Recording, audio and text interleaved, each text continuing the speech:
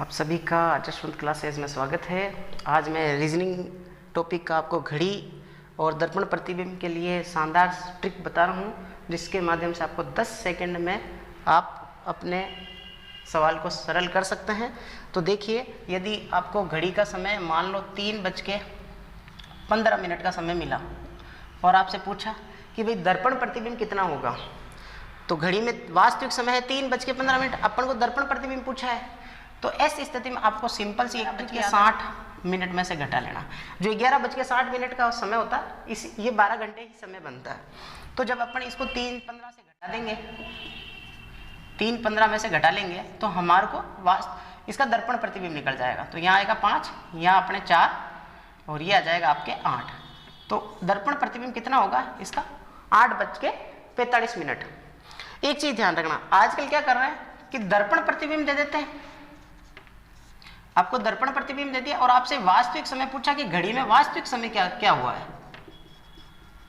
तो ऐसी स्थिति में भी, जैसे मान लो दर्पण में मैं कह रहा हूं कि 9:47 का समय हुआ, 9:47 का समय दर्पण में है, तो वास्तविक समय, ऐसी स्थिति में भी आपको 11:60 में से ही इसको घटाना है।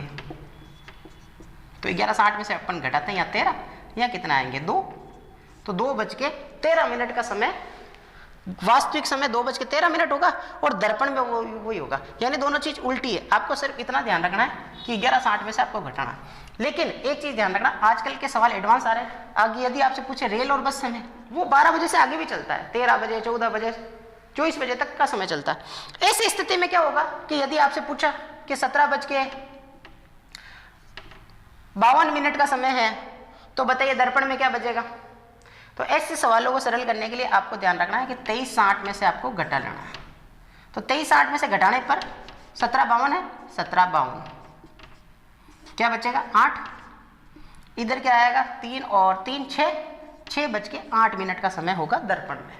तो ये दर्पण समय है, ठीक है, ये रेल बस समय है।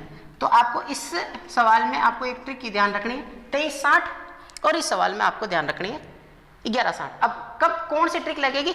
यदि समय 11 के आसपास तक का है, तब तो आप 11:60 से घटाओ, और समय जब 13, 14, 15, 12 से ज्यादा, 11 से जितना भी ज्यादा है, तब आप 23:60 में से समय घटाओ।